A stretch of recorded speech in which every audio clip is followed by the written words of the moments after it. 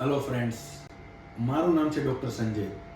આજે આપણે બહુ અગત્યના પોઈન્ટ ઉપર ચર્ચા કરવાના છીએ કે નાની ઉંમરમાં થતી બીપીની તકલીફ, કે કોઈ વ્યક્તિને 20 થી 25 વર્ષની ઉંમરની વચ્ચે બીપીની તકલીફ થાય છે તો એને શું ઇસ્યુ આવી શકે એમ છે, એના શું કારણ હોઈ શકે છે, બીપી આવ્યા પછી એને શું પ્રિકોશન લેવા, અને ખરેખર આ એજમાં બીપી આવે તો એમાં દવાની જરૂર છે કે નહીં.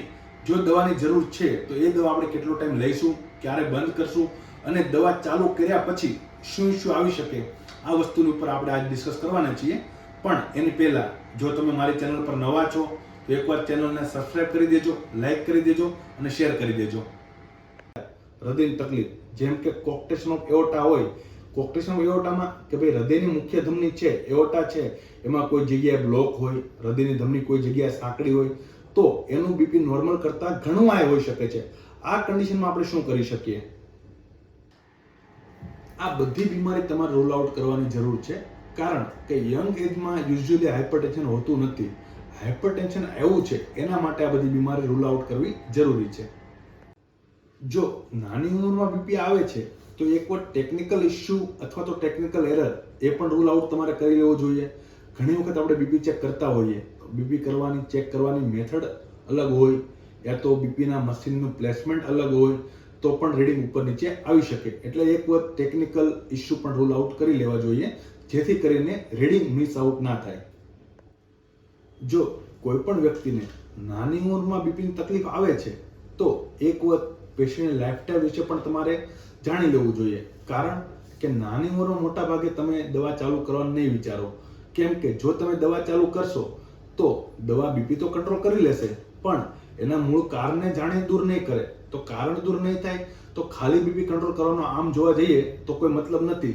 એટલે પેશન્ટ લાઈફસ્ટાઈલ ઘણું મેટર કરે છે. લાઈફસ્ટાઈલ એટલે કે ઘણા વ્યક્તિ બેઠાડું જીવન જીવતા હોય છે, ઊંઘ પૂરતી ના લેતા હોય, ખોરાક ઉપર ધ્યાન નહીં આપતા હોય તો પણ બીપીની તકલીફ થઈ શકે.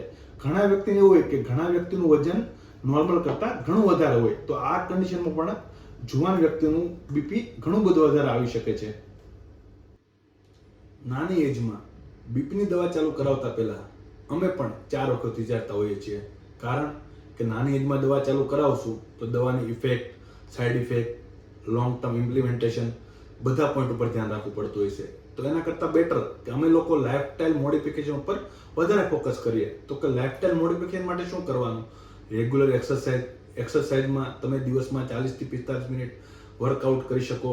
વર્કઆઉટમાં 40 થી 45 મિનિટ વોકિંગ કરો, જીમમાં જાઓ, આ છે તે છે, કોઈ પણ ફિઝિકલ એક્ટિવિટી તમે કરી શકો. બીજી વસ્તુ કે પૂરતી ઊંઘ લો, તમે મેડિટેશન કરી શકો. મેડિટેશન માટે તમે ધ્યાન, યોગ, પ્રાણાયામ આ બધી વસ્તુઓ પર ફોકસ કરો, એનાથી પણ તમારું બીપી કંટ્રોલ થશે. ત્રીજી વસ્તુ કે બહારના નાસ્તા જેમ કે ફાસ્ટ ફૂડ, તીખું, તળેલું, નમકવાળી વસ્તુ ઓછી લેવી, પોટેશિયમ ઇન્ટેક વધારવો, સોલ્ટ ઇન્ટેક ઘટાડવો.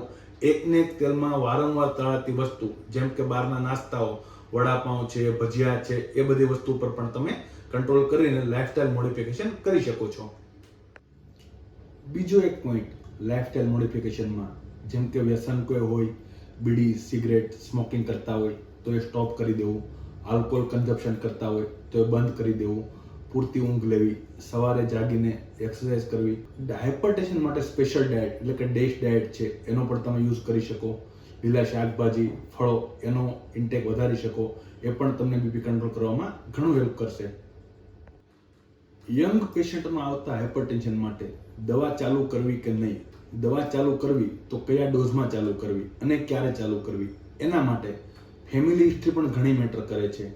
કોઈ યંગ વ્યક્તિને પહેલી વખત બીપી આવ્યું હોય તો એને આપણે દવા નહીં ચાલુ કરીએ, પણ જો એની ફેમિલી હિસ્ટ્રી સ્ટ્રોંગ હોય કે એમના પપ્પા, મમ્મી, ભાઈ બહેનમાં કોઈને પણ બીપીની તકલીફ હોય, અને જો આવા પેશન્ટનું બીપી કોન્સ્ટન્ટલી તમને 200 થી ઉપર કે 170, 180 મળતું હોય તો આ પેશન્ટમાં દવા ઇન્ડિકેટેડ છે. બીજી વસ્તુ કે જો પેશન્ટની ફેમિલીમાં 2-4 જણાને બીપી હોય તો શક્ય છે કે તમારી પાસે જે પેશન્ટનું રીડિંગ આવ્યું છે એ સાચું જ હોય. તો આ પ્રકારની કન્ડિશનમાં ફક્ત ને ફક્ત લાઈફસ્ટાઈલ મોડિફિકેશનથી તમે બીપી કંટ્રોલ નહીં કરી શકો. તો આ પ્રકારની ફેમિલી હિસ્ટ્રીવાળા પેશન્ટને દવાની વધારે જરૂર પડી શકે છે. બીજી વસ્તુ કે આજકાલની યંગ જનરેશનમાં મેન્ટલ ઇલનેસ ઘણી બધી વધતી જાય છે, એટલે કે સ્ટ્રેસ ફેક્ટર. ઘણાને જોબ રિલેટેડ સ્ટ્રેસ ફેક્ટર હોય, કોઈને એજ્યુકેશન રિલેટેડ સ્ટ્રેસ ફેક્ટર હોય, કોઈને ફેમિલી મેટરના સ્ટ્રેસ ઇસ્યુ હોય. તો આ પણ એક કારણ છે કે જે યંગ એજમાં બીપીનું પ્રમાણ વધારે છે. આ કન્ડિશનમાં મેન્ટલ સ્ટ્રેસને તમે ઓછો કરશો, મેન્ટલ હેલ્થ માટે કોઈ સારા સાયકેટ્રિસ્ટને બતાવી એની મેડિસિન લેશો અને પેશન્ટનું મેન્ટલ સ્ટ્રેસ એકદમ ઓછા લેવલ પર કરશો, તો આ કન્ડિશનમાં પણ તમે બીપી ખાસું કંટ્રોલમાં કરી શકો એમ છો. જો પેશન્ટનું મેન્ટલ હેલ્થ અને મેન્ટલ સ્ટ્રેસ ઓછો કરશો તો પણ કમ્પેરેટિવલી બીપી તમે ઘણું કંટ્રોલ કરી શકશો અને કમ્પેરેટિવલી દવાની જરૂર થોડીક ઓછી પડશે.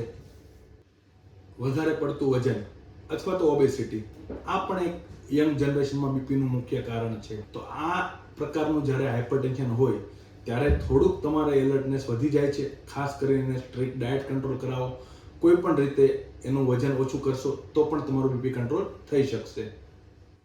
જો વજન વધારે રહેશે તો પેશન્ટને બીપી, ડાયાબિટીસ અથવા તો હૃદય સંબંધિત કોઈ પણ બીમારી જેમ કે હૃદયનો એટેક એ પણ આવવાની શક્યતા છે. એટલે ખાસ કરીને વજન ઉપર તમારે ધ્યાન આપવું જરૂરી છે. આ પ્રકારના કેસમાં પેશન્ટનું લાઇફસ્ટાઇલ મોડિફિકેશન કરીને, ડાયટ કરાવીને અથવા તો એક્સરસાઇઝ કરાવીને કોઈ પણ રીતે પેશન્ટનું વજન ઓછું કરવું જરૂરી છે અને એ તમે કરાવી શકો છો. જો આ વસ્તુ આપણે નહીં કરીએ, એટલે કે પેશન્ટનું વજન આપણે નહીં ઘટાડીએ, તો જેટલા લેવલ સુધી આપણે બીપીનું મેજરમેન્ટ લઈ જવું છે ત્યાં સુધી બીપીનું મેજરમેન્ટ પહોંચશે નહીં અને પેશન્ટને બીજી ઘણી બધી પણ તકલીફો આવી શકે. એટલે ખાસ વજન મેન્ટેન કરવું જરૂરી છે. જો આ આપણે મેન્ટેન કરશું તો કમ્પેરેટિવલી મેડિસિનની જરૂર પણ ઓછી પડશે. જો યંગ હાઇપરટેન્શન વાળો પેશન્ટ તમારી પાસે છે તો એનું રેગ્યુલર ફોલોઅપ અને રેગ્યુલર બીપી મોનિટરિંગ એકદમ જરૂરી છે. કારણ કે જેટલું લોંગ ટર્મ સુધી પેશન્ટને બીપી રહેશે એટલી જ તે પેશન્ટમાં કોમ્પ્લિકેશન જેમ કે કિડનીની બીમારી, આંખમાં તકલીફ થવી અથવા તો નળીમાં બ્લોકેજ આવવાની શક્યતા પૂરેપૂરી છે. નાની ઉંમરમાં બીપીની તકલીફ એક સામાજિક પ્રશ્ન પણ થઈ ગયો છે. ખબર છે કે જો મોટી ઉંમરમાં બીપી આવશે 50 વર્ષ પછી તો એને જે પણ કોમ્પ્લિકેશન થવાના હશે એ ઓલરેડી થઈ જશે. કારણ કે એને આગળ વધીને 22 કે 25 વર્ષ સુધી રહેવાનું છે. એટલે જે કોમ્પ્લિકેશન થવાના હશે એ એટલી એજમાં આવી ગયા છે. પણ નાની ઉંમરમાં એવું થાય કે નાની ઉંમરમાં હાઇપરટેન્શન આવી ગયું તો 50 વર્ષની ઉંમર સુધી પહોંચતા એના શરીરમાં ઘણા બધા કોમ્પ્લિકેશન આવી શકે છે. જેથી કરીને નાની ઉંમરવાળા પેશન્ટને ઘણું બધું ધ્યાન રાખવાની જરૂર છે. એટલે જો નાની ઉંમર બીપીની તકલીફ આવે છે તો વધારે એગ્રેસિવલી એના ઉપર ધ્યાન રાખવાની જરૂર છે. જેમ કે એ વ્યક્તિ લાઇફસ્ટાઇલ મોડિફિકેશન કરે છે કે કેમ, ડાયટ કંટ્રોલ કરે છે કે કેમ, રેગ્યુલર ફોલોઅપ રાખે છે કે કેમ, રેગ્યુલર મેડિસિન લે છે કે કેમ. કારણ કે જો નાની ઉંમરમાં બીપી આવી જાય તો એના કોમ્પ્લિકેશન પણ ઘણા બધા વધારે છે. એટલા માટે જ્યારે પણ નાની ઉંમરના દર્દીમાં બીપીની તકલીફ આવે છે ત્યારે ડૉક્ટરની સાથે સાથે પેશન્ટના ફેમિલી માટે પણ એક બર્ડન બની જાય છે. કારણ કે રૂટીન પેશન્ટ કરતાં નાની ઉંમરના દર્દી કે જેને પ્રેશર આવ્યું છે એમાં થોડીક જવાબદારી દર્દીની, ડૉક્ટરની અને દર્દીના સગાવાલાની વધી જતી હોય છે. જેમાં ખાસ કરીને ડાયટ કંટ્રોલ કરવું, લાઇફસ્ટાઇલ મોડિફિકેશન કરવું અને ખાસ કરીને એક્સ્ટ્રા સોલ્ટવાળી વસ્તુ છે, ચીઝ, બટર, મસાલાવાળી વસ્તુ છે એના પર ખાસ કંટ્રોલ રાખવાની જરૂર છે. આ પ્રકારના નાની ઉંમરમાં વધતા જતા બીપીના કારણે જો પેશન્ટ ધ્યાન નહીં રાખે તો એની લાઈફમાં ઘણા કોમ્પ્લિકેશન આવી શકે એમ છે. કે જેમ કે અમુક બીમારી શરીરમાં ઘર કરી જવી. માનો કે બીપી કંટ્રોલમાં ન રહે તો નાની ઉંમરમાં ઘણી વખત મગજ નસ ફાટીને હેમરેજ થવાની અને પેરાલિસિસ થવાની પણ શક્યતા હોય છે. એટલે આ પ્રકારના બીપીમાં પેશન્ટને પોતાને અને બીજા બધાને ઘણી બધી કેર વધી જાય. જો આ પ્રકારના પેશન્ટમાં આપણે કેર નહીં કરીએ તો કોમ્પ્લિકેશન માટે તૈયાર રહેવું પડે એમ છે. આ પ્રકારના પેશન્ટને ઘરે બીપીનું ડિવાઇસ વસાવી લેવું, રેગ્યુલર બીપી ચેક કરવું, બીપી ચેક કરવાની મેથડ પ્રોપર છે કે નહીં એ પણ ચેક કરતા રહેવું અને ખરેખર એક વખત એ પણ શ્યોરિટી લેવાની જરૂર છે કે ખરેખર બીપી છે કે નથી. બીપી વ્યવસ્થિત ચેક કરવું, વ્યવસ્થિત મેથડથી ચેક કરવું અને એક વખત એ પણ કન્ફર્મ કરવાની જરૂર છે કે ખરેખર બીપી છે કે વ્હાઇટ કોટ સિન્ડ્રોમ લીધે બીપી વધ્યું છે. કેમ કે ઘણી વખત પેશન્ટ કોઈ હોસ્પિટલમાં જતા હોય, કોઈ ડૉક્ટરને કે આજુબાજુના વાતાવરણને જોઈને પણ ઘણી વખત બીપી ઘણું ફ્લક્ચ્યુએટ થતું હોય છે. ઘણી વખત તમારા આજુબાજુના સર્કમસ્ટન્સ કેટલા છે, કંઈ વાગ્યું હોય તો સ્પેનના લીધે, ટિમ્યુલેશન લીધે પણ બીપી ફ્લક્ચ્યુએટ થયું છે કે નહીં એ જાણવું પણ જરૂરી છે. આ પ્રકારના કેસમાં ખાસ ડાયગ્નોસ કરવાની જરૂર છે. કારણ કે જો આ પ્રકારના કેસમાં દવાની જરૂર નહીં હોય અને જો આપણે દવા આપીશું તો દવાની સાઈડ ઇફેક્ટ પણ થતી હોય છે. એટલે આ પ્રકારના પેશન્ટમાં ખરેખર બીપી છે કે કેમ એ વસ્તુ ચેક કરવા માટે ABPM નામનો રિપોર્ટ એટલે કે એમ્બ્યુલેટરી બ્લડ પ્રેશર મોનિટરિંગ આ એક રિપોર્ટ આવતો હોય છે, એ પણ કરાવી શકીએ આપણે. પેશન્ટને એક વખત કન્ફર્મ ડાયગ્નોસ થઈ જાય કે બીપી છે જ એ પછી જ, અથવા તો વ્હાઇટ કોટ સિન્ડ્રોમ બીપી નથી ને એ કન્ફર્મ થયા પછી જ પેશન્ટને દવા ચાલુ કરાવો. અને આ પ્રકારના પેશન્ટમાં દવા ચાલુ કરાવ્યા પછી અઠવાડિયે કે 10 દિવસે હોસ્પિટલ કે નજીકના કોઈ પણ દવાખાનામાં રેગ્યુલર બીપી ચેક કરાવવાનું રાખો, અથવા તો ઘરે બીપી એપરેટસ એટલે કે બીપીનું મશીન વસાવીને રેગ્યુલર બીપી ચેક કરવાનું રાખવું, જેથી કરીને આપણને આઈડિયા આવે કે દવા રિસ્પોન્સ કરે છે કે નથી કરતી, કરે છે તો કેટલા પ્રમાણમાં કરે છે, અને એનો એક રેકોર્ડ બનાવો અને રેકોર્ડ સાથે તમારા ડૉક્ટરનું ફોલોઅપ લો. નાની ઉંમરમાં થતું હાઇપરટેન્શન ઘણી વખત ફિમેલમાં, ખાસ કરીને પ્રેગ્નન્સી દરમિયાન અથવા તો પ્રેગ્નન્સી પછી પણ બીપી વધતું હોય. જો આ પ્રકારના હાઇપરટેન્શનને આપણે સિરિયસલી ધ્યાન નહીં લઈએ તો આ પ્રકારનું પ્રેશર નાની ઉંમરની લેડીઝને લાઈફ ટાઈમ પણ હેરાન કરતું હોય છે. આ પ્રકારનું નાની ઉંમરમાં જો બીપી આવે છે તો પછી એના પછી આગળ શું કરવું? ખાસ કરીને નાની ઉંમરમાં જ્યારે બીપી આવે છે ત્યારે આ પ્રકારના નાની ઉંમરના પેશન્ટને એજ્યુકેશન સાથે બીપી માટેની અવેરનેસ પણ ખાસી મહત્વની છે. કારણ કે ઘણા પેશન્ટો એવા હોય છે, મિનિમમ 80% યંગ હાઇપરટેન્શન એવા હોય છે કે ભાઈ એક વખત હાઇપરટેન્શન આવ્યું, થોડાક ટાઈમ દવા લીધી, પછી પાછી દવા બંધ કરી દીધી. દવા દરમિયાન શું કાળજી રાખવી, દવા બંધ કર્યા પછી શું કાળજી રાખવી, કે લાઇફસ્ટાઇલ મોનિટરિંગ તમારે કેવી રીતના કરવું, આનું અવેરનેસ પણ આજકાલના પેશન્ટમાં હોતું નથી. અને એના કારણે તે આ પ્રકારનો કેસ નિગ્લેક્ટ થાય છે અને એના ઘણા બધા કોમ્પ્લિકેશન નાની ઉંમરમાં જોવા મળતા હોય છે. એટલે ખાસ કરીને એજ્યુકેશન અને અવેરનેસ નાની ઉંમરના દર્દીમાં કે જેને બીપી આવ્યું છે એને અવેરનેસ ખાસ મહત્વની છે. યંગ હાઇપરટેન્શન રિલેટેડ કોમ્પ્લિકેશન અને અવેરનેસ જો તમને બધી જ વસ્તુ ખબર હશે તો તમે વ્યવસ્થિત લાઇફસ્ટાઇલ મોડિફિકેશન કરીને બીપીના લીધે થતા કોમ્પ્લિકેશન ટાળી શકો છો. શું કામ? કે તમને એની સિરિયસનેસ અને શું શું સિમ્પટમ આવી શકે એ બધું ખબર હોય છે. એટલા માટે અવેરનેસ અને એજ્યુકેશન ઘણું જરૂરી છે. આ પ્રકારના કેસમાં ડૉક્ટર અને પેશન્ટ બંનેનું કોલોબરેશન હોવું જરૂરી છે. એની સાથે સાથે પેશન્ટના ફેમિલી મેમ્બરનું પણ કોલોબરેશન અત્યંત જરૂરી છે. કારણ કે પેશન્ટ તો દવા અહીંયાથી લઈ જશે, પછી ઘરે જઈને એના ફેમિલીને પણ અમુક ધ્યાન રાખવું, કે જેમ કે પેશન્ટ અમુક કાળજી કરે છે, એના ડાયટનું ધ્યાન રાખવું, પ્રોપર ઊંઘ લે છે કે નહીં, પ્લસ પેશન્ટને ફેમિલી ઇસ્યુ અથવા તો કોઈ પણ ડિપ્રેસિવ મોમેન્ટ હોય એનાથી ખાસ કરીને દૂર રાખવાની જરૂર છે.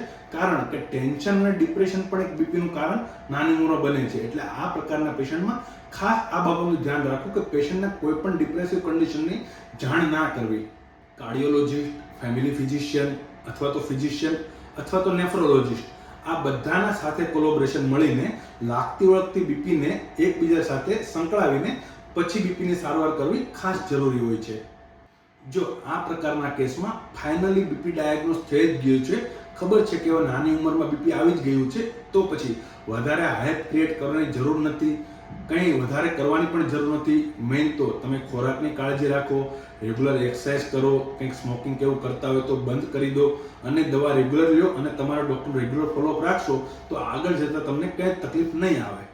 તો આજના ટોપિકમાં આપણે ડિસ્કસ કર્યું કે નાની ઉંમરમાં થતું હાઇપરટેન્શન ક્યારે આવી શકે, કયા કારણોસર આવી શકે, નાની ઉંમરમાં આવે તો કયા કોઝ રૂલ આઉટ કરવા, કિડની રિલેટેડ છે કે હોર્મોન રિલેટેડ છે, એ કોઝ ડાયગ્નોસ કર્યા પછી એના માટે દવા લેવી કે ના લેવી, કે કદાચ નાની ઉંમરમાં આપણે દવા ચાલુ કરીએ તો આ પ્રકારની દવા લાઈફ લોંગ પણ બની જતી હોય છે. એટલે એના માટે શું કાળજી રાખવી, લાઇફસ્ટાઇલ મોડિફિકેશન કઈ પ્રકારે કરવું, કઈ પ્રકારનું મેડિટેશન, કઈ પ્રકારની એક્સરસાઇઝ બધું કરવું, આ બધી વસ્તુ ડિસ્કસ આપણે કર્યું. આના રિગાર્ડિંગ તમને કંઈ પણ પ્રશ્ન હોય તો મારી ચેનલ પર તમે કોમેન્ટ કરી શકો છો, મને મેસેજ કરી શકો છો, હું એનો રિપ્લાય સમય મળશે એટલે તમને આપીશ. ટોપિક એન્ડ કરતા પહેલા જો તમે મારી ચેનલ પર નવા છો તો મારી ચેનલને સૌથી પહેલા સબસ્ક્રાઇબ કરી દો, લાઈક કરી દો અને શેર કરી દો. Thank you.